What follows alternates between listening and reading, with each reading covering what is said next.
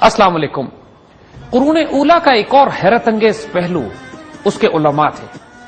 وہ علماء جنہوں نے اسلام کی بنیادوں کو اتنا مضبوط کر دیا کہ آج اگر دنیا میں اسلام قائم ہے، اس کا فقہ قائم ہے، اس کا قانون قائم ہے اور دین ہمارے پاس اوریجنل شکل میں موجود ہے، تو اس کی بنیادیں وہ شہسوار تھے قرآن، حدیث، فقہ اور تفسیر کے میدان کے، کہ اگر وہ وجود نہ ہوتے اس دور میں تو یہ پورا دین اپنی اساس چھوڑ بیٹھتا، اپنی بنیادیں چھوڑ بیٹھتا اور ڈس انٹیگریٹ ہو جاتا۔ آج اسی طرح کے چند حیرت انگیز وجودوں کا ہم معمولی سا تعارف آپ کو کرانے کی کوشش کریں گے، کیونکہ قرون اولا کے دور میں جہاں ایک طرف مسلمان شہسوار، مسلمان تلواریں امت کو دور دور تک دنیا کے چاروں کونوں تک پھیلا رہی تھی، دین کا دفاع کر رہی تھی، اسی طرح بہت بڑی تعداد میں علماء، اسکالرز، دانشور، فلسفی اور مسلمان مسٹکس وہ اس دین کی روحانی اور دینی اساس کو سنبھال کر بیٹھے ہوئے تھے۔ خاص طور پر جن چار بڑے ائمہ کا ہم ذکر سنتے ہیں، امام ابو حنیفہ، امام مالک، امام احمد بن حنبل اور امام شافعی، یہ اسی دور کے درخشاں ستارے ہیں۔ اگر یہ چار وجود اپنی جگہ پر نہ ہوتے، حالانکہ اس دور میں ہزاروں کی تعداد میں علماء موجود تھے، دین کے علم کا ایک شوق تھا، اعلیٰ ترین تعلیم یافتہ بچے سب سے پہلے دین کا علم حاصل کرتے تھے، دوسرے تو علوم کی طرف توجہ بھی زیادہ نہیں دی جاتی تھی، اور کوئی مسلمان بچہ ایسا نہیں ہوتا تھا جو پڑھنا لکھنا نہ جانتا ہو، اور تمام بڑے بڑے تابعین، تبع تابعین اور بڑے بڑے بزرگ اس زمانے میں موجود تھے کہ جنہوں نے حضور صلی اللہ علیہ وآلہ وسلم کے زمانے کو اور ان اصحاب کو جنہوں نے اس زمانے کو دیکھا ہے، بہت قریب سے دیکھا تھا، ان تمام مبارک وجودوں میں سے یہ چار اتنے بڑے وجود نکل کر سامنے آئے کہ ان کا ذکر کرنا ہم قرون اولا کے اس ساری داستان میں لازم سمجھتے ہیں۔ جب آپ ان بزرگوں کا اخلاق اور کردار دیکھیں گے، ان کی استقامت کو دیکھیں گے اور یہ دیکھیں گے کہ ظالم حکمرانوں کے سامنے کس طرح یہ کلمہ حق بلند کرتے تھے، تو آپ کو سمجھ آ جائے گا کہ کیوں اللہ تعالیٰ نے ان کو عزت دی، کیوں ان کے مبارک وجودوں کو اللہ نے استعمال کیا اپنے دین کو غالب اور قائم کرنے کے لیے، اور کیوں آج تک تقریباً 1300 سال، 1350 سال کے باوجود، گزرنے کے باوجود ان بزرگوں کا نام اتنی عزت اور احترام کے ساتھ لیا جاتا ہے۔ یہ تمام اولیاء اللہ تھے، ان تمام کی گراؤنڈنگ، ان تمام کی بنیاد روحانی تھی، ان کا اللہ، اس کے رسول صلی اللہ علیہ وسلم سے عشق، ان کا تقوی، ان کی استقامت، یا اقبال کے الفاظ میں اگر بات کریں تو مرد مومن، اور جو کوالٹیز، جو ایٹریبیوٹس ان بزرگوں کے تھے، ہم آپ کو بتائیں تو انسان کی عقلیں دنگ رہ جاتی ہیں کہ اس قسم کے وجود جب کسی معاشرے میں موجود ہوں تو یقین کیجئے وہ معاشرہ کبھی تباہ نہیں ہو سکتا۔ معاشرے کا زوال شروع اس وقت ہوتا ہے کہ جب اس درجے کے علماء اس میں ختم ہو جائیں۔ امت کے زوال کی وجہ یہی ہے۔ قرون اولا کے 800 سال میں چپے چپے میں ہم کو ایسے علماء پھیلے ہوئے ملتے ہیں، جگہ جگہ ہمیں ایسے شہسوار ملتے ہیں جو تلوار کی نوک پر دین کی حفاظت کر رہے ہیں، جگہ جگہ ہم کو مسلمان سائنسدان ملتے ہیں جو جدید دور کے تقاضوں کے مطابق ترقیاں کر رہے ہیں، سائنٹسٹ ڈسکوری کر رہے ہیں، لیکن اس معاشرے میں جب تک روحانی اور دینی اساس موجود نہ ہو وہ معاشرہ آوارہ ہو جاتا ہے، اور روحانی اور دینی اساس کو قائم کرنے والے یہ لوگ۔ امام ابو حنیفہ، حنفی مسلک مسلمانوں کا جن کے نام کے ساتھ آج بھی چلتا ہے،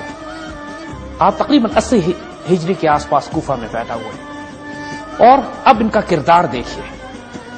ایک مرتبہ امام ابو حنیفہ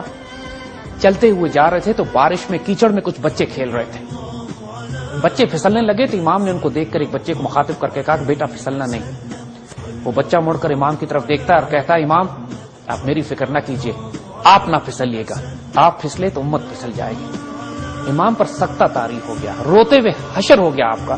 جب ان کے دوست نے پوچھا کہ ایسی کون سی بات تھی جس پر تم پہ اتنا سختہ طاری ہو، کہنے لگے یہ غیبی اشارہ تھا، اللہ کی طرف سے تنبیہ اور تائید تھی، اور مجھے حکم دیا گیا تھا کہ میں اپنے استقامت کی راہ پر قائم رہوں۔ ان میں سے کوئی ایسا فقیہ، کوئی ایسا عالم نہیں تھا، ان تمام خاص طور پہ چار بڑے ائمہ کا اگر ہم ذکر کریں، کہ جن کو اپنے وقت کے بادشاہ وقت سے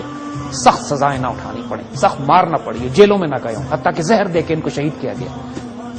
لیکن یہی ان کی اسٹرینتھ تھی۔ آئیں کچھ واقعات آپ کو ان کے اخلاق اور کردار کے ہم سناتے ہیں۔ امام ابو حنیفہ ایک مرتبہ صرف تقوی کا عالم دیکھیے، کوئی وجہ تو تھی کہ اللہ تعالیٰ ان لوگوں سے کام لیتا تھا،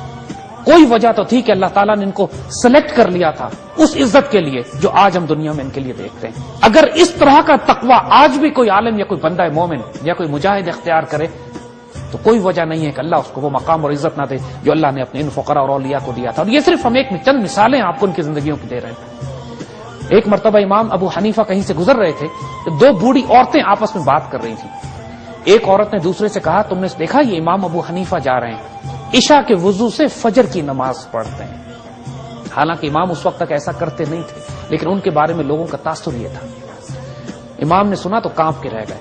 گھر واپس پہنچے اور اس کے بعد کئی برس تک عشاء کے وضو سے تہجد کی نماز فجر کی نماز پڑھتے رہے, اس خوف سے کہ کہیں اللہ تعالیٰ کے حضور ان سے یہ سوال نہ کر لیا جائے کہ تم نے ایسا حلیہ کیوں بنایا ہوا تھا کہ لوگ تمہیں نیک سمجھتے اور تم اتنے نیک تھے نہیں, تو کہیں لوگ مسلمانوں کا گمان ان کے بارے میں غلط نہ ہو جائے, تو اس گمان کو پورا کرنے کے لیے اپنے اوپر اتنی بڑی آزمائش ڈالی. ایک دفعہ ان کی محفل میں کسی شخص نے آ کے اطلاع کر دی کہ اس کی بکری گم ہو گئی ہے. اس خوف سے امام ابو حنیفہ ایک طویل عرصے تک بکری کا گوشت نہیں کھاتے تھے کہ کہیں وہ چوری کی بکری کسی قصاب کے ہاتھ نہ چلی گئی ہو اور اس قصاب نے اس گوشت کو بازار میں بیچ نہ دیا ہونا. کوئی اندازہ کر سکتا ہے اس تقوی کا؟ آپ کپڑے کے تاجر تھے. ایک مرتبہ ایک عورت آپ کے پاس ایک کپڑے کا تھان لے کر آئی اور کہتی ہے امام یہ 100 درہم میں مجھ سے خرید لیجئے. فرماتے ہیں نہیں یہ قیمت کم ہے, 200 درہم قیمت کم ہے. وہ عورت کہتی ہے ٹھیک ہے آپ اگر زیادہ دینا چاہتے ہیں 200 درہم دے دیجیے. امام نے کہا نہیں اس کی قیمت 500 درہم ہے, میں تمہیں 500 درہم میں تم سے یہ خرید لیتا ہوں. وہ عورت بھی حیران رہ گئی کہ وقت کے امام ہیں, اللہ کے فضل اور کرم سے ان کا اعتبار اتنا ہے, صرف دینی معاملات میں نہیں, صرف فقہ اور دین اور تفسیر اور حدیث اور قرآن اور فتووں کے معاملے میں ہی نہیں, لیکن اپنی ظاہری دنیا اور تجارت کے معاملے میں بھی آپ وہ مثال قائم کرتے ہیں اپنے تمام آس پاس, اپنے معاشرے, اپنی تہذیب اور اپنی سویلائزیشن کے لیے کہ ایسی مثالیں آج کے دور میں بھی ملنا ناممکن ہے. ایک شخص امام ابو حنیفہ کا مقروض تھا, اس کا انتقال ہو گیا. اس کے جنازے پہ تو آپ تشریف لے گئے لیکن اس کے گھر کے پاس سائے میں نہیں کھڑے ہوئے اور تیز دھوپ میں جا کے کھڑے ہو گئے. جب لوگوں نے کہا کہ آپ گھر کے دیوار کے پاس سائے میں آ جائیے تو آپ نے فرمایا نہیں یہ شخص میرا مقروض تھا, مجھے خوف اس بات کا ہے کہ اگر میں نے اس کے گھر کا سایہ بھی استعمال کر لیا تو کہیں یہ سود کے درجے میں نہ آ جائے.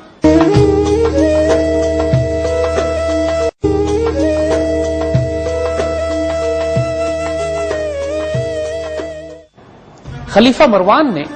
اپنے دور حکومت کو استقامت دینے کے لیے یہ فیصلہ کیا کہ بڑے بڑے علماء کو اور مفتیوں کو اپنے ساتھ حکومت میں شامل کر لیا جائے. عراق کا گورنر یزید امام ابو حنیفہ کے پاس بھی آیا اور بڑے جلال سے کہتا ہے کہ آپ کو حکومت میں شامل ہونا پڑے گا, اور امام نے اسی جلال سے جواب دیا کہ میں اس کام کو کرنے والا نہیں. اس قدر جلال میں, اس قدر غصے میں آیا وہ حکمران کہ امام کو اسی وقت کوڑے لگانے کے حکم دیے گئے اور بلکہ ان کو جیل میں ڈال دیا گیا, اور طویل عرصے تک امام کو جیل میں زندگی گزارنی پڑے, کوڑے بھی کھائے. لیکن ان کا فیصلہ یہ تھا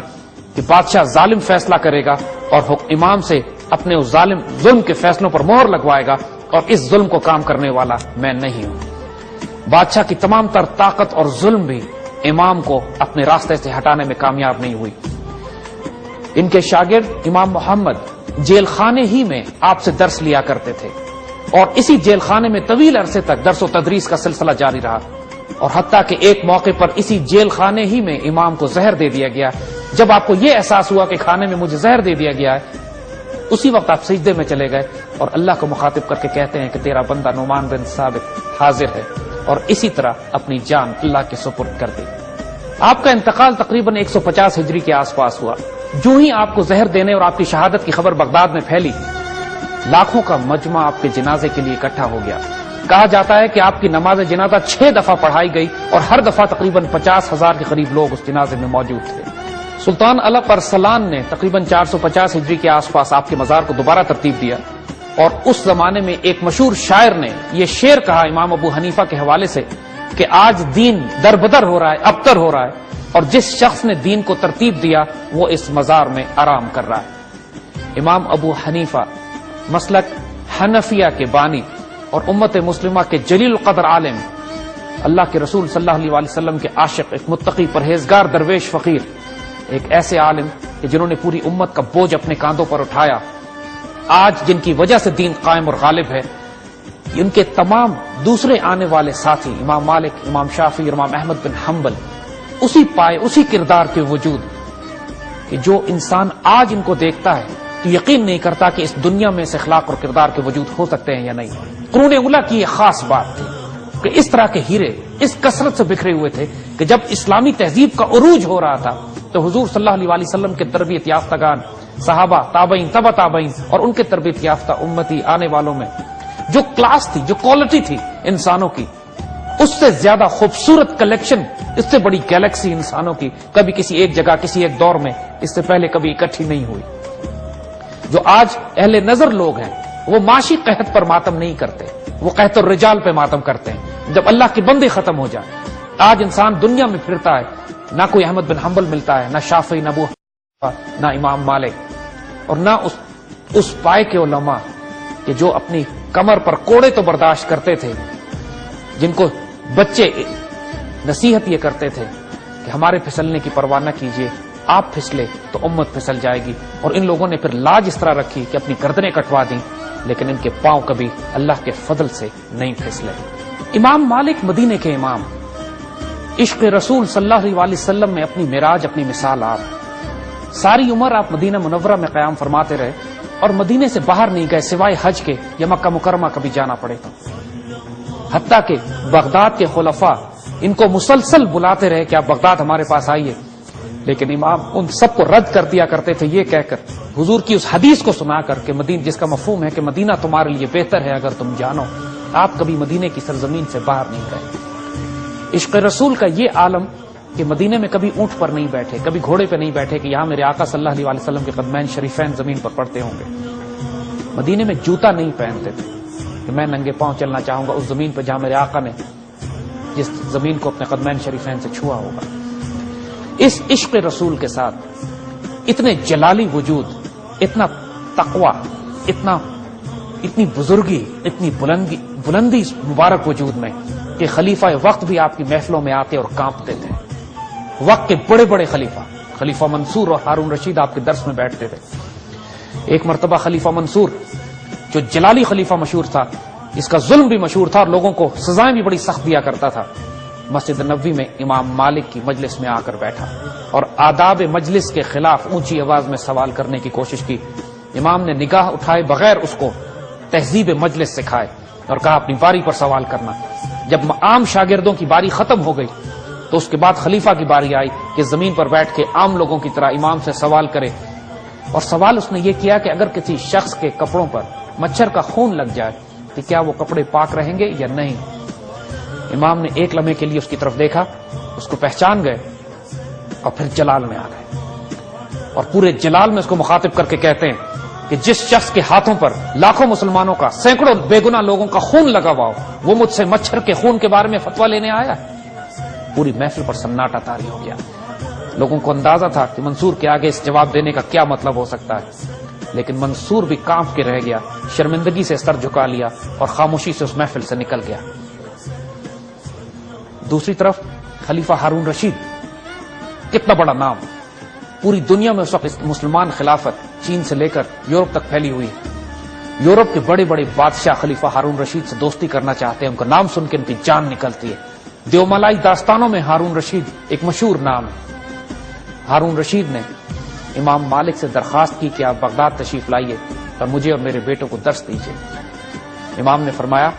نہیں، ایسا نہیں ہوگا، مدینہ تمہارے لیے بہتر ہے اگر تم جانو۔ حضور کی حدیث، خلیفہ کا ظرف دیکھیے، اپنے بیٹوں کے ساتھ بغداد سے سفر کر کے مدینہ آتا ہے، امام مالک کی مجلس میں بیٹھتا ہے، پہلے خواہش یہ کرتا ہے کہ آپ مجھے تنہائی میں مجھے اور میرے بیٹوں کو درس دیں۔ تھا تو بادشاہت کا غرور تو تھا اس کے وجود میں، لیکن امام نے اس کو بھی رد کر دیا کہ تم کتنے خود غرض ہو کہ سورج کی روشنی صرف اپنے لیے مخصوص کرنا چاہتے ہو اور عام لوگوں تک اس روشنی کو نہیں پھیلانا چاہتے۔ خلیفہ نے وہ شرط بھی مان لی اور ان کی محفل میں آ کے بیٹھا۔ محفل میں اس کے لیے کرسی لگائی گئی۔ جب امام مالک نے یہ دیکھا کہ خلیفہ ایک مسند پہ کرسی لگا کر ان کی محفل میں بیٹھا ہوا ہے تو ساتھ اس کو وہاں سے نیچے اتارا، کہا اگر علم سیکھنا چاہتے ہو تو نیچے آ کے بیٹھو۔ اب ذرا تصور سوچئے کہ وہ خلیفہ جس کی سرحد ختم نہیں ہوتی، جس کی کم از کم 30 سے 40 کروڑ انسان جس کی سلطنت میں رہتے ہیں، جو اپنے وقت کی سب سے جلیل القدر باروب بادشاہت ہے، اس کے بادشاہ کو ایک فقیر مسجد نبوی میں بیٹھ کر حکم دے رہا ہے اور زمین پہ بٹھاتا ہے اپنے سامنے. اور کہنے والے پھر یہ بتاتے ہیں کہ خلیفہ ہارون رشید اس محفل سے جب نکل کر گیا ہے تو اس کے چہرے کی رونق اور خوشی اتنی تھی جیسے اس کو دو جہانوں کا کوئی خزانہ مل گیا ہے کہ امام مالک نے چند لمحے اس کو اپنے درس میں بیٹھنے کی اجازت دے دی ہے.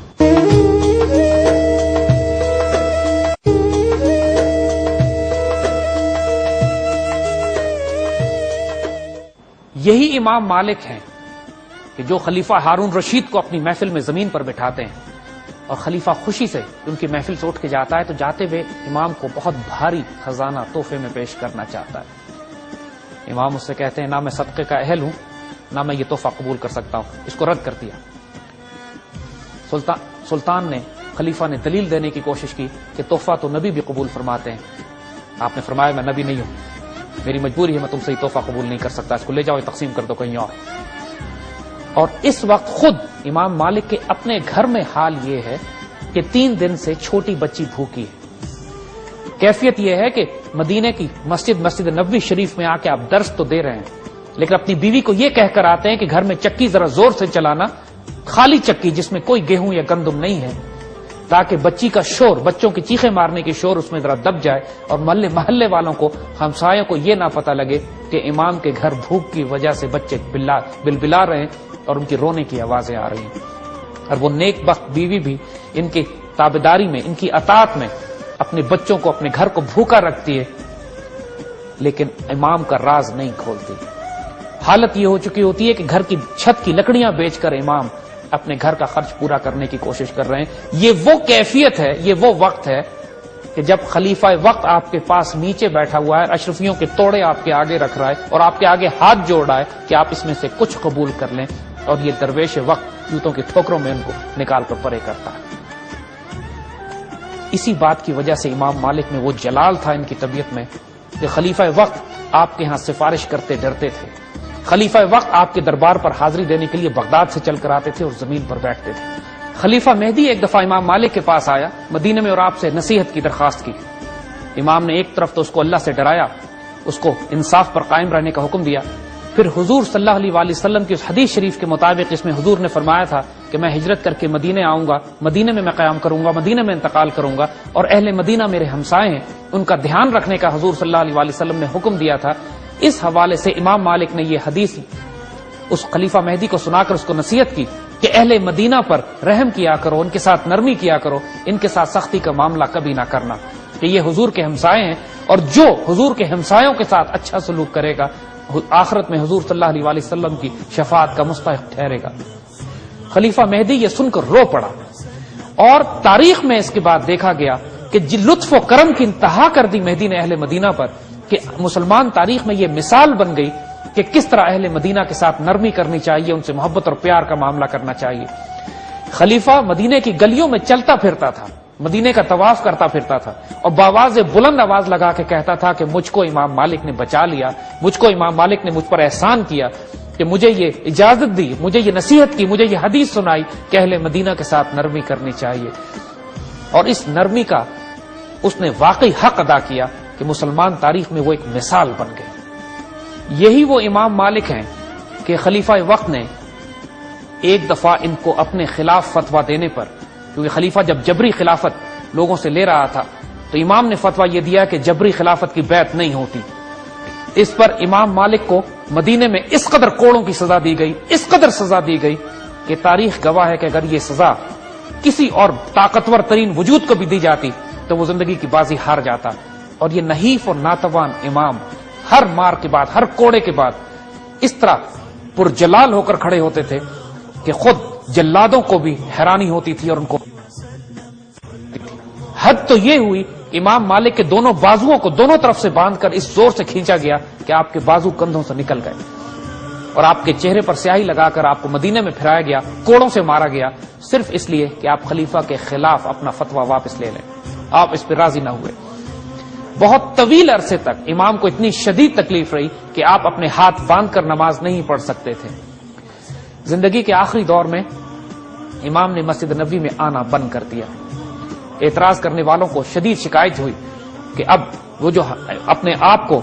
مدینے سے باہر نہیں نکالتے تھے, حضور کے عشق پیار اور محبت میں زندگی گزارنے کی بات کرتے تھے، اب مسجد نبوی میں کیوں نہیں تشریف لاتے؟ امام نے انتقال سے کچھ پہلے اپنے قریبی ساتھیوں کو بلا کر اس راز کو کھول دیا کہ میں نے ساری زندگی کبھی مسجد نبوی میں بغیر وضو قدم نہیں رکھا، اور میں اس کو بے ادبی کے خلاف سمجھتا ہوں کہ میں حضور کے روضے کے پاس بغیر وضو جاؤں۔ اب مجھے بیماری ایسی لگ گئی ہے کہ میرا وضو قائم نہیں رہتا، اور اسی شرمندگی کی وجہ سے میں مسجد نبوی میں داخل نہیں ہو سکتا، اور میں اپنا راز آج تمہارے سامنے کھولتا ہوں۔ لیکن یہی وہ امام ہیں کہ جن کے بارے میں بڑے بڑے علماء نے، بڑے بڑے فقراء نے گواہی دی ہے اس بات کی، اور خود امام اس بات کی تصدیق کرتے ہیں کہ اپنی زندگی کے ہر روز روحانی طور پر حضور صلی اللہ علیہ وسلم کی زیارت اور بشارت آپ کو نصیب ہوتی تھی۔ امام مالک کے تشریف لانے کی بشارت حضور نے بہت عرصہ پہلے اپنی حدیث مبارک میں بھی دی، جس کا مفہوم کم و بیش یہ بنتا ہے کہ لوگ عنقریب اپنے اونٹوں کے جگر پگھلا دیں گے، لیکن ان کو کہیں سے علم نہیں ملے گا سوائے اس عالمی مدینہ کے جو مدینہ میں بیٹھ کر علم کو تقسیم کرے گا۔ امام مالک نے حضور صلی اللہ علیہ وسلم کی احادیث مبارکہ پر بہت خوبصورت کتاب موطا امام مالک لکھی، جو صحیح ستہ کے علاوہ ایک شاندار کتاب ہے احادیث مبارکہ کے حوالے سے۔ امام مالک مالکی فقہ کے بانی اور ہمارے دین کی بنیادوں کو قائم کرنے والے جلیل القدر فقیر اور درویش، اور ایک ایسے وجود کہ قرون اولیٰ کی شاندار تاریخ میں ایک درخشاں ستارے، چمکتا دمکتا سورج، کہ جن وجودوں کی وجہ سے اللہ تعالیٰ اس دنیا پر رحم اور کرم کرتا ہے اور اپنے دین کو غالب اور قائم کرتا ہے۔ جب امام مالک نے اپنی کتاب موطا امام مالک لکھی تو کچھ لوگوں نے اعتراض پر کہ یہ کتاب آپ دنیا کو دکھانے کے لیے، اپنی خوشنمائی کے لیے، اپنے آپ کو پروجیکٹ کرنے کے لیے لکھ رہے ہیں۔ امام نے بڑے جلال سے جواب دیا کہ قریب سب کو معلوم ہو جائے گا کس کا کام اللہ کے لیے۔ جب یہ کتاب مکمل ہوئی، امام نے لوگوں کو جمع کیا اور سب کے سامنے یہ کتاب اٹھا کر پانی میں ڈال دی اور کہا کہ اگر یہ اللہ کے لیے ہے تو اس کا ایک حرف بھی خراب نہیں ہوگا۔ اور پھر دیکھنے والوں نے دیکھا کہ موطا امام مالک پانی میں ڈوبنے کے باوجود بھی نہ اس کا کوئی حرف خراب ہوا، نہ کوئی ورق خراب ہوا، اور پوری کتاب اسی طرح باہر نکال لی گئی۔ اور پھر دنیا والوں کو یقین ہوا کہ واقعی امام کا کام خالصتاً اللہ کی رضا کے لیے۔ یہ حیرت انگیز روحانی وجود اپنے وقت کے ولی کامل، اپنے وقت کے جلیل القدر درویش اور فقیر، اور ایسے پرجلال عالم کہ جن کے سامنے خلفائے وقت بھی کانپتے تھے۔ یہ وہ کردار تھا ہمارے علماء کا۔ قرون اولیٰ کی رومانٹسزم ہے ہی انہی وجودوں کی وجہ سے۔ ایک طرف اگر خالد بن ولید ہے، سعد بن ابی وقاص ہیں، عمر بن عاص ہیں، طارق بن زیاد ہیں، اور قتیبہ بن مسلم جیسے مجاہدین ہیں، تو دوسری طرف احمد بن حنبل، مالک، شافعی اور ابو حنیفہ جیسے فقراء بھی ہیں، اور جنید بغدادی، حسن بصری، شیخ عبد القادر جیلانی اور بایزید بستامی جیسے عارف، درویش، اولیاء کاملین، جو فقر اور طریقت کی راہ میں درخشاں ستارے اور چمکتے دمکتے سورج۔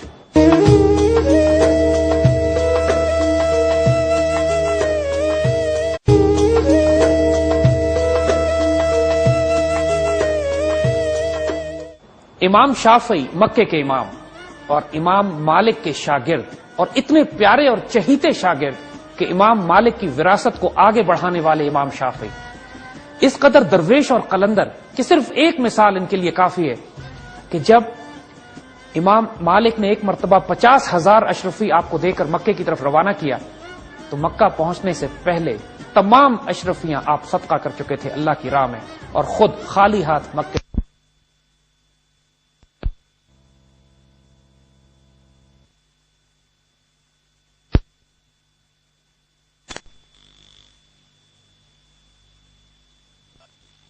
درخشاں ستارہ اور سورج امت مسلمہ کا، جنہوں نے شافعی مسلک کی بنیاد رکھی، اور یہ شافعی مسلک آج شمالی افریقہ اور نارتھ میں بہت زیادہ مقبول ہے۔ اسی طرح امام احمد بن حنبل تقریباً 241 ہجری کے آس پاس، خلیفہ معتصم باللہ، فتنہ خلق قرآن اس زمانے میں اٹھا، قرآن خالق ہے یا مخلوق، اس پر امام احمد بن حنبل کا فتویٰ سلطان اپنی مرضی کے مطابق چاہتا تھا، لیکن امام اپنے فتوے پہ قائم رہے اور ہر بات کے لیے قرآن و سنت کی دلیل طلب کرتے تھے۔ اور یاد رکھیے یہ وہ خلفاء ہیں کہ جن کی حکومتوں کی حد ختم نہیں ہوتی۔ وقت کے تمام علماء اس فتنے کے مقابلے پہ تقریباً کولیپس کر چکے تھے، ان کو یا قتل کرا دیا گیا تھا یا جیلوں میں ڈال دیا گیا تھا یا انہوں نے فتوے تبدیل کر دیے تھے، اور احمد بن حنبل ایک آخری چٹان کے طور پر کھڑے تھے کہ جو اس فتنے میں بادشاہ کی مرضی کے خلاف فتویٰ دے رہے تھے۔ ایک مرتبہ امام کو بادشاہ کے دربار میں لایا گیا اس قدر کوڑے مارے گئے کہ آپ کا کندھا اتر گیا اور جسم کی کھال اتار دی گئی۔ جب ان کو تقریباً خطرہ یہ ہوا درباریوں کو بھی کہ امام کی جان نکل جائے گی مار کھاتے ہوئے، تو امام کے پاس آگے بڑھ کر ایک مفتی نے کہا کہ آپ کو اپنے آپ کو ہلاکت میں ڈالنے کی کیا ضرورت ہے، دین آپ کو اجازت دیتا ہے کہ آپ اپنی جان بچانے کے لیے کوئی اور فتویٰ دے دیں۔ امام نے اس سے کہا آؤ میرے ساتھ، اور بادشاہ کے محل کی کھڑکی کے پاس گئے اور نکل کر جب اس کو باہر دکھایا تو ہزاروں لوگ کاغذ اور قلم لے کر کھڑے ہوئے تھے، اس بات کا انتظار کر رہے تھے کہ امام اس فتنہ خلق قرآن کے معاملے میں کیا فتویٰ دیتے ہیں۔ امام نے اس کو مخاطب کر کے کہا یہاں تو صرف میری جان جائے گی اگر میں سچ بولنے پر قائم رہا تو، لیکن اگر میں نے بادشاہ کی مرضی کے مطابق جھوٹ بول دیا تو یہ لاکھوں جو باہر کھڑے ہیں کاغذ اور قلم لے کر، ان کی گمراہی کا عذاب کس کے ذمہ ہوگا؟ میری جان چلی جائے اللہ کی راہ میں مجھے قبول ہے، میں اپنی امت کو اپنی ملت کو گمراہ نہیں کر سکتا۔ امام احمد بن حنبل مار کھاتے کھاتے اس دنیا سے رخصت ہو گئے، لیکن اللہ کے دین سے خیانت نہیں کی۔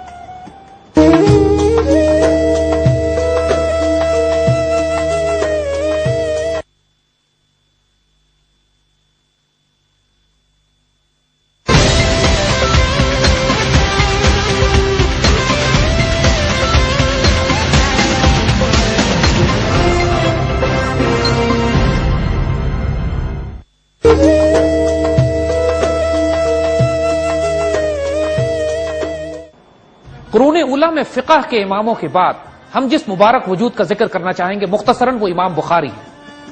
ایک حیرت انگیز وجود جن کے مبارک کام کی وجہ سے آج حضور صلی اللہ علیہ وسلم کی احادیث مبارکہ ہم تک پہنچی ہیں۔ حدیث کے کئی ذخیرے اس زمانے میں تیار کیے گئے جو سیاہ ستہ کے نام سے مشہور ہیں، بڑے بڑے جید محدثین جنہوں نے اس قدر تحقیق کے ساتھ عرق ریزی کے ساتھ اپنی جان جلا کر حضور صلی اللہ علیہ وسلم کی احادیث کو جمع کیا، ان میں سب سے بڑا مبارک نام امام بخاری کا ہے، جن کی کتاب بخاری شریف ہمارے پاس آج اپنی اوریجنل شکل میں موجود ہے اور قرآن کے بعد دنیا میں سب سے زیادہ مستند کتاب سمجھی جاتی ہے۔ امام بخاری ایک حیرت انگیز جینیس، ایک غیر معمولی وجود کہ جن کی مثال کائنات میں دینا ناممکن ہے۔ بعض روایتوں کے مطابق آپ کو 3 لاکھ احادیث زبانی یاد تھی، اور بعض روایتوں کے مطابق 70,000 احادیث آپ نے بچپن میں یاد کر لی تھی، اور لوگوں نے ایک مرتبہ ان کا امتحان لینے کے لیے 100 حدیثیں آپ کے سامنے رکھی جن کی روایتیں تبدیل کر دی کہ یہ کس کے حوالے سے یہ حدیث ہم تک پہنچی ہے۔ امام نے وہ 100 حدیثیں سنی، اس کے بعد ان کی روایتیں درست کر کے ان حدیثوں کو دوبارہ دہرا دیا اور لوگوں سے کہا کہ تم نے روایتوں کو تبدیل کرنے میں یہاں پر غلطی کی تھی۔ اتنے بڑے امتحان کو پاس کر کے آپ اس مقام پر پہنچتے ہیں کہ جہاں حضور صلی اللہ علیہ وسلم نے آپ کو بشارت دی، آپ کو اجازت دی کہ حضور کے مبارک کلام کو آپ جمع کر کے احادیث کا خوبصورت ذخیرہ تیار کریں۔ یہ وہ بزرگ تھے، یہ صرف چند جھلکیاں ہم نے آپ کو دکھائی ہیں ان علماء کی جن کی وجہ سے اسلامی فقہ، اسلامی قانون سازی، اسلامی دین اور ہماری تمام احادیث مبارکہ اور قرآن و سنت کے خزانے ہم تک آج پہنچے۔ یہ سارے کام قرون اولیٰ کی خصوصیات ہیں۔ اگر ہمارے بڑے اس دور میں اس کام کو اس طرح نہ کرتے، اپنے گردنیں کٹوا کر دین کی بنیادوں کو مضبوط نہ کرتے، بڑے بڑے ظالم جابر بادشاہوں کے سامنے کلمہ حق بیان نہ کرتے اور اس طرح ساری زندگیاں کھپا کر حضور صلی اللہ علیہ وسلم کی احادیث مبارکہ کو جمع نہ کرتے تو یہ دین اللہ نہ کرے بکھر جاتا۔ لیکن اللہ نے خود اس دین کی حفاظت کی ذمہ داری لی ہے، اس قرآن کی حفاظت کی ذمہ داری لی ہے، حضور صلی اللہ علیہ وسلم کی سنتوں کو زندہ رکھنے کی ذمہ داری لی ہے، اور اسی مبارک کام کے لیے اس طرح کے مبارک وجودوں کو ہر دور میں پیدا کیا جاتا رہا ہے۔ قرون اولیٰ خاص طور پر اس حوالے سے ایک زرخیز دور تھا کہ جب ہر چپے میں امام بخاری کا تعلق بخارا سے تھا، امام شافعی کا تعلق امام احمد بن حنبل، مالک، ابو حنیفہ، پوری مسلمان دنیا میں پھیلے ہوئے مختلف علاقوں اور خطوں کے علماء، لیکن ان تمام کا مشن، ان تمام کا مقصد، ان تمام کے آبجیکٹو اس سیولائزیشن کو، اس تہذیب کو سنبھال کے رکھنا تھا آئندہ آنے والی نسلوں کے لیے۔ اور آج جو ہم نام سنتے ہیں ان بزرگوں کا، وہ اسی وجہ سے کہ ان کے کام کو اللہ تعالیٰ نے بھی قبولیت عطا کی، اللہ کے رسول نے بھی قبولیت عطا کی، اور اس امت میں بھی ان کو معزز قرار دیا گیا۔ آئندہ آنے والے وقتوں میں انشاءاللہ ہم اور دوسرے علماء، دانشوروں اور فلسفیوں اور پھر سائنسدانوں کی بات کریں گے جنہوں نے قرون اولیٰ میں ایک شاندار اسلامی تہذیب کی بنیاد رکھی جو آج ہم دیکھتے ہیں۔